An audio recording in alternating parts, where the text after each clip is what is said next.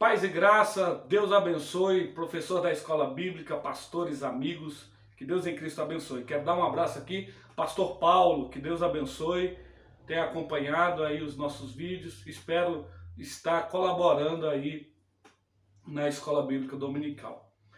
Hoje estamos aí na lição de número 7, 15 de agosto de 2021. Nossa revista Atualidade Cristã do Ministério Internacional do Guará. Temos por tema da lição de hoje: um líder de verdade não se esquiva de tomar decisões difíceis, né? Então vamos falar aí do processo decisório, da tomada de decisão. O fundamento está em Lucas capítulo 9, 51. Aproximando-se o tempo em que seria levado ao céu, Jesus partiu resolutamente em direção a Jerusalém. Referências bíblicas, João 12, 23 a 28. Os objetivos da lição. Temos o objetivo geral e objetivos específicos. O objetivo geral nos diz: entender que liderar exige que o líder assuma riscos ao tomar decisões difíceis e se responsabilize pelas consequências, sejam elas boas ou ruins. Olha só, interessante, né? Os conhecimentos, os objetivos específicos são 3. Primeiro, demonstrar que é preciso competência e habilidade e atitude para ser líder. Competência, habilidade e atitude. Admitir que liderar é basicamente se dispor a assumir riscos e tomar decisões. Terceiro, entender o processo decisório e como é possível tomar decisões melhores. Certo? Introdução. Por que líderes devem se preocupar com suas decisões? É uma interrogação, né? A resposta é porque quanto melhor as suas decisões, melhor vai ser os resultados, né? Menos arrependimento, você vai alcançar melhores objetivos. Tem 2 fatores que influenciam aí nas decisões, que são os riscos e as incertezas. Os riscos estão relacionados a perigos, enquanto as incertezas lidam com a probabilidade do futuro, né? Então nós temos aí que fazer algumas perguntas para tomar as decisões. Qual é o meu problema? Como posso fazer para tomar a atitude correta e, né, focar aí na solução dos problemas. Então tá, irmãos, olha, se nós formos estudar um pouco mais a fundo esse processo decisório, essa tomada de decisão, nós vamos ver que o tema é bastante abrangente, né? Pois tem vários fatores que influenciam a tomada de decisão. Na administração pública, por exemplo, é um tema estudado, né? Como um dos principais autores aí, que é Avenato, por exemplo, né, que é um nome conhecido dentro desta matéria. Então, é importante você entender que nós iremos abordar o tema dentro da perspectiva teológica, né, dentro do âmbito eclesiástico, não do âmbito da administração pública, tá certo? Então vamos lá, vamos entender um pouco mais acerca desse processo decisório. As decisões, elas são tomadas assim no seu cotidiano. Todo mundo faz parte, todo mundo toma uma decisão algum dia. Quando você acorda, o que você vai tomar café de manhã, o que você vai fazer primeiramente no trabalho, são decisões que você tem que tomar, certo? Então faz parte do nosso cotidiano. Tem aí uma orientação da dinâmica que vai estar na descrição do vídeo, você dá uma olhada, tá bom? Você vai escolher algumas pessoas e vai perguntar qual ave eles vão escolher, águia ou pomba. Eles vão escolher águia ou pomba. E aí depois você pergunta por que eles escolheram. E eles vão justificar a escolha. E depois você vai finalizar a dinâmica explicando, né, da característica da águia e da pomba, né, que uma transparece mais, uma é mais imponente, a outra é mais simples. A Bíblia diz que a pomba, né, é simples, que nós devemos ser prudentes como a serpente e simples como a pomba. Então a possibilidade é que muitos escolham a águia, né, porque a águia é uma predadora, é mais, né, imponente, voa mais rápido, tem uma visão aguçada, não é isso? Então, aí você vai no final falar que o que vai delimitar sua escolha é o objetivo para resolver o seu problema. Então, vai depender qual a escolha certa. Seria a águia ou a pomba? Depende do seu problema, certo? Então, depois você dá uma olhada e baixa lá na descrição do vídeo sobre a orientação da dinâmica, certo? Beleza, começando aí. Tópico primeiro, um chá de competência que todo líder deve tomar. Um chazinho para você, tá? Competência, né? Um chazinho de competência que todo líder deve tomar. 1.1, conhecimento. Conhecimento é importante? Claro que é. A competência é formada por 3 elementos: conhecimento, habilidade e atitude. Conhecimento, habilidade e atitude. Conhecimento, habilidade e atitude. Guarde isso, isso é importante. Então, José, né, lá em Gênesis 41, 39, ele decifrou o sonho de Faraó.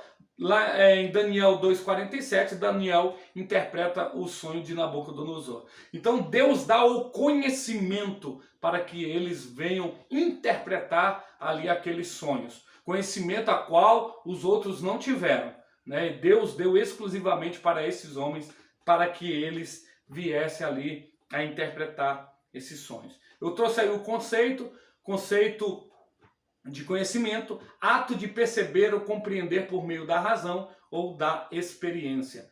A razão você estuda, da experiência é os autodidata, né? Aqueles que realizam suas funções pelo simples exercício, né? Pela repetição, aí, pelo treinamento, certo?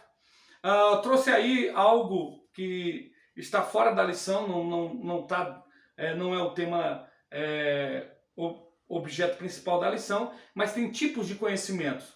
Somente para você saber que existem vários tipos de conhecimento. Conhecimento popular, conhecimento científico, conhecimento filosófico e conhecimento teológico. Muito interessante, tá? 1.2, habilidades.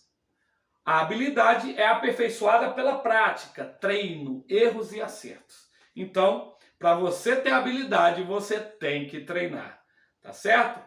Eu pensando nesses medalhistas olímpicos, que muitas das vezes todo mundo cobra medalha, mas a gente não para pensar qual o incentivo que eles têm, né? Incentivos governamentais para que eles venham se preparar, para que eles venham treinar nas suas respectivas modalidades. É muito fácil cobrar, tem que trazer medalha, né? Mas por outro lado, o investimento, a possibilidade de treinar em situações melhores faz toda a diferença. Isso você vê no quadro de medalhas, né? A grande diferença dos países.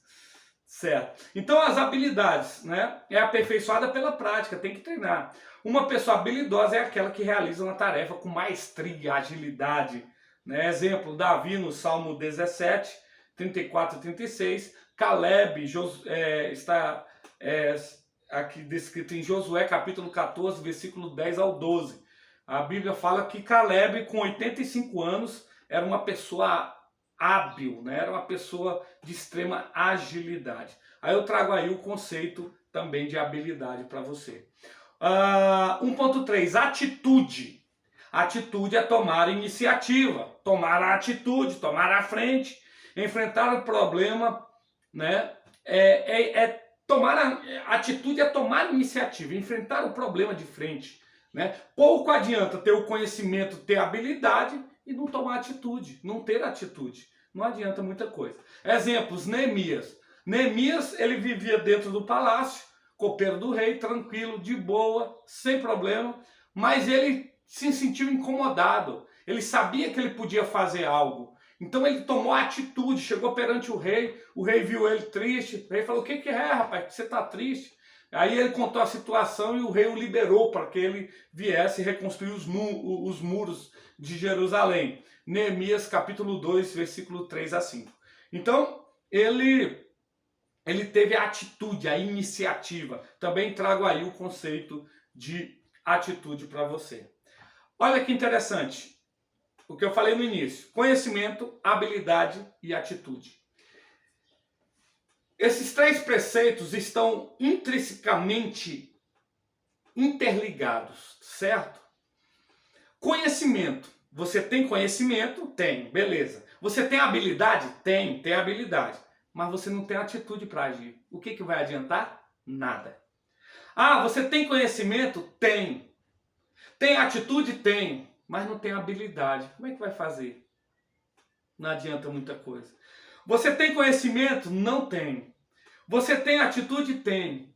Você tem habilidade? Não tem. Então você está entendendo que todas elas, se faltar uma delas, não vai funcionar? Então a soma delas vai originar competência. Você é competente quando você tiver conhecimento, habilidade e atitude. E aí tudo vai dar certo.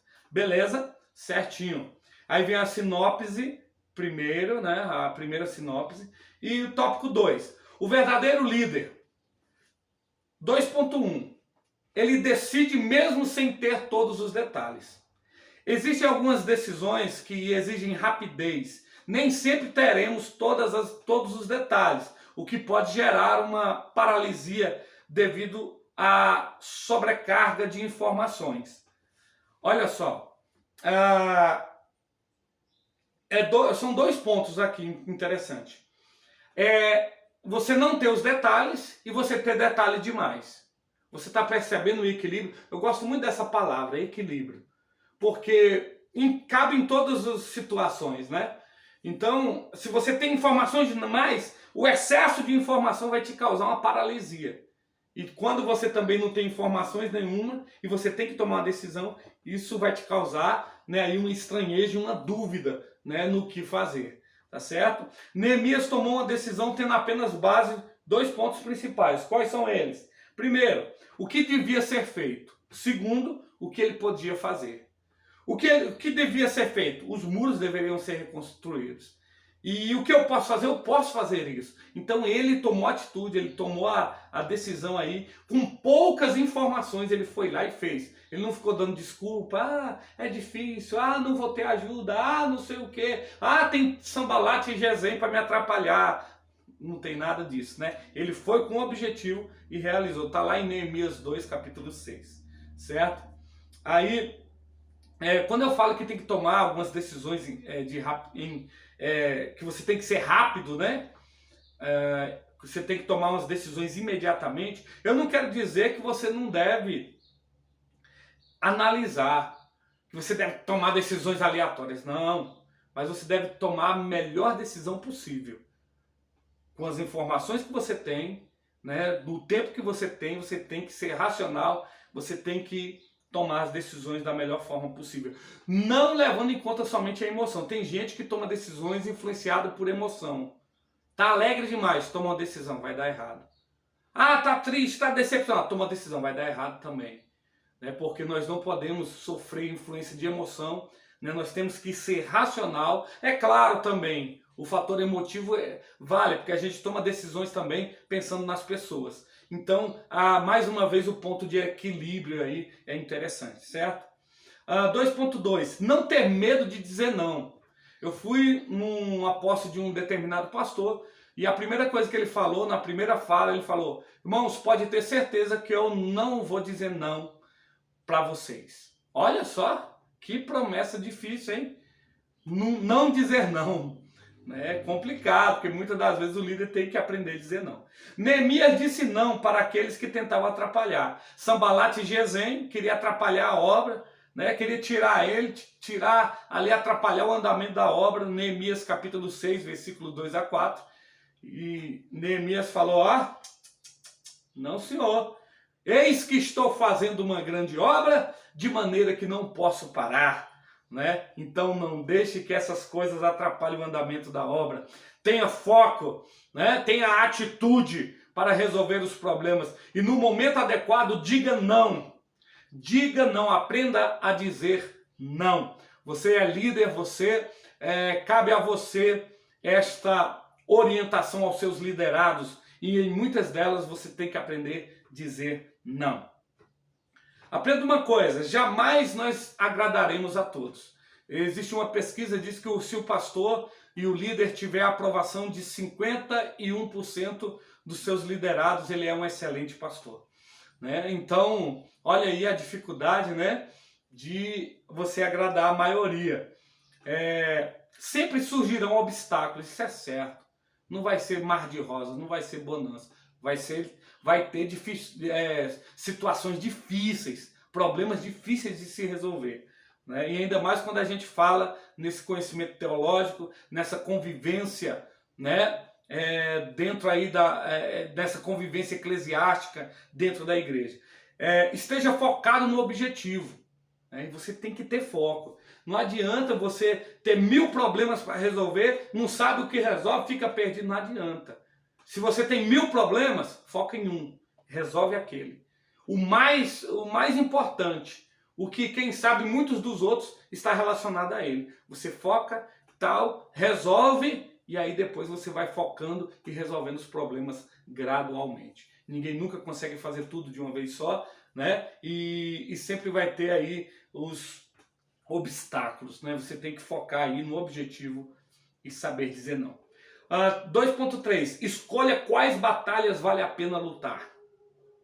Neemias nos ensina que o líder deve focar nas prioridades. E no momento, a prioridade era a reconstrução dos muros. Então ele focou. Preste bem atenção se isso não é uma decisão estratégica. Ele poderia reconstruir as casas? Poderia. Reconstruir o templo? Poderia reconstruir a cidade de dentro para fora? Poderia. Mas não seria estratégico. Então, olha o pensamento. Primeira coisa, reconstruir as defesas. Daí ele vai reconstruir os muros, né? Porque aí protege contra os inimigos. Aí ele está reconstruindo a casa lá dentro. E os inimigos vêm e destroem tudo de novo. Então, o principal, restabelecer as defesas, né? Então, Neemias capítulo 6, versículo 15 a 18. Pois só assim teriam segurança para construir a cidade em um outro momento. Então, primeiro, restabelecer as defesas, reconstruir os muros. Depois, posteriormente, reconstruir a cidade, né? Então, você deve escolher, você deve ter foco. Qual a batalha que você deve lutar naquele momento, certo? Beleza. Uma frase aí de Carlos Hemmel, ele diz: a vida não te poupa das lutas e das batalhas, mas te dá a opção de escolher as armas para o combate. O apóstolo Paulo diz que as nossas armas não são carnais, mas espirituais, poderosas em Deus para desfazer as fortalezas do inimigo. Então, nossas armas são espirituais. Na oração, na direção de Deus, na palavra de Deus, na visão espiritual, Deus vai te dar direção, discernimento para você tomar as decisões. Aí tem aí a sinopse 2, né? E vamos aí para o tópico 3, caminhando para o final. Como decidir melhor? Pense de forma estratégica. É o que eu falei no início. Pensar de forma estratégica significa alinhar as decisões atuais com os objetivos do futuro, né? Então você faz agora para colher na frente. Davi antecipou, arrecadou o material para a construção do templo. Você sabe muito bem que Davi queria construir o templo, mas essa dádiva foi dada a seu filho Salomão, né? Mas ele já arrecadou os utensílios necessários para construir o templo. E Salomão, quando chega, ele dá prosseguimento a esse projeto. Então, Davi pensou, né, estrategicamente no futuro. 1 Reis, capítulo 29, versículo 1 a 3. Então, ele pensou estrategicamente. Assim como Neemias, né, quando reconstruiu o muro, ele pensou estrategicamente na defesa da cidade antes de qualquer coisa. Isso é ser estratégico. Tá certo? 3.2. Pense em termos de resultados, né? Nós estamos falando aqui, dentro do tópico 3, como decidir melhor. Tópico 3.2. Pense em termos de resultado. Querendo ou não, tanto na empresa, como na igreja, como em qualquer outro lugar, os líderes, eles visam o quê? Resultados. Eles visam o objetivo. A igreja tem os seus objetivos. A empresa tem os seus objetivos. Entende isso? Por isso que hoje a igreja exige muito do pastor, como um administrador, né? em todas as áreas, no setor financeiro, no setor administrativo. O pastor tem que ter, né, esse controle, o pastor tem que entender que ser pastor hoje não é somente dirigir um culto, ou pregar, ou trazer um ensino. Está muito além disso, correto?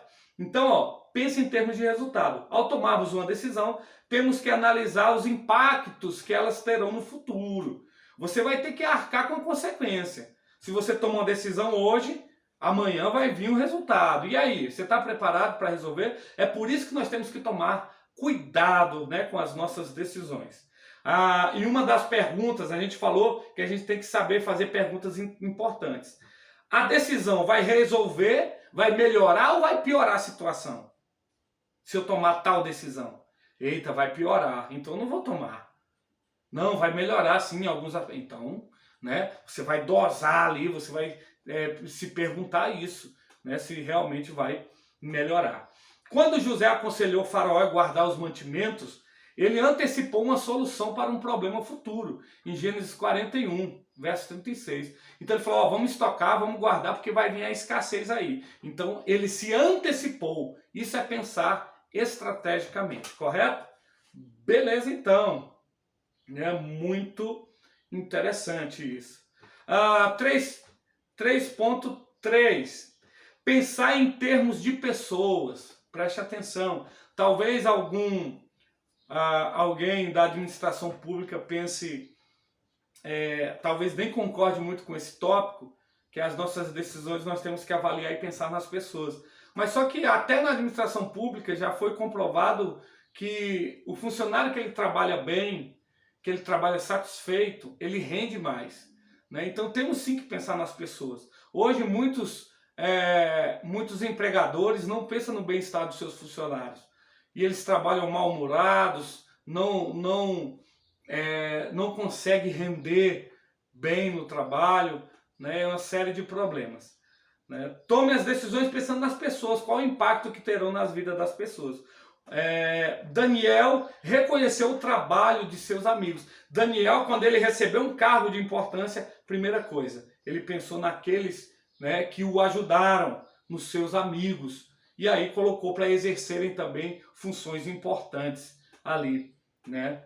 Então, é muito importante isso, né? Nós pensarmos nas pessoas. Antes de você, pastor, tomar uma decisão, de você, líder, tomar uma decisão, pense no conjunto, pense no coletivo, né? Coloque em uso a empatia, coloque-se no lugar do outro, tá certo? Para que depois você não venha ter problemas maiores, certinho?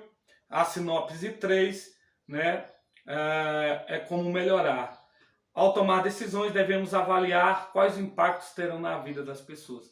E aí vem a revisão, tá? A revisão, como eu já falei para os irmãos, você vai perguntando aí, vai aparecendo as respostas para você. Como eu falei no início, esse tema é bastante abrangente, né? Então a gente tem que tomar muito cuidado para a gente não desviar o foco da lição. Existe Maximiniano, existe Chiavenato, né, que são nomes aí dentro da administração pública que trata da tomada de decisão, né? E Maximiniano, ele trouxe um conceito que vale para nós também. Eu quero compartilhar com você. Diz assim: o processo de tomar decisão é um ingrediente substancial e inseparável da administração. Então, quem administra obrigatoriamente vai ter que tomar decisões, né? Tem gente que delega isso, tome cuidado. Nós falamos da delegação em lições anteriores, tome cuidado, né? Que às vezes a outra pessoa toma algumas decisões que você não vai concordar. Existem decisões que você, líder, você, pastor, deve tomar. Chiavenato, ele também traz uma percepção aqui, uma organização da tomada de decisão, e ele traz alguns pontos fundamentais. Primeiro, na ordem. Percepção, você tem que perceber qual é o problema. Você vai analisar qual é o problema. Então você identifica o problema. Tem pastores que o negócio está feio e eles estão tranquilos e calmos. Você tem que observar os problemas. Segundo, analisar e definir o problema. Bom, eu vou analisar e vou definir. Bom, o problema é esse. Bom, eu analisei, tem vários problemas, mas só que eu vou tratar com esse, não é aquele. Eu vou tratar esse que é o principal. Esse é que está prejudicando mais. Então você vai escolher definir o problema. Terceiro, definir os objetivos. Bom, eu tenho que sanar esse problema, então o meu objetivo é esse. Entendeu? Quarto lugar, procurar alternativas. Como eu vou solucionar esse problema? Bom, eu posso fazer isso, posso fazer aquilo, né? E aí você vai levantar as alternativas. 5. Escolher a alternativa. Bom, a melhor alternativa para me resolver esse problema é essa. E aí você, em último lugar, você vai escolher a alternativa e vai botar em prática a implementação da alternativa. Certo? Você vai escolher. Então esse é um passo a passo para você resolver aí os problemas. É claro que falando dentro do âmbito eclesiástico, não podemos deixar de falar sobre o poder da oração, o poder do direcionamento de Deus, que isso você nunca pode perder. É você ter a direção de Deus na solução dos problemas. É você ter a iluminação de Deus para que você venha resolver os problemas segundo a orientação da palavra do Senhor e do Espírito Santo que habita em nós e nos ajuda nas nossas fraquezas. Certinho? Beleza? Queridos irmãos, Deus abençoe vocês em nome do Senhor Jesus Cristo. Boa aula, excelente domingo, sejam felizes. Deus abençoe.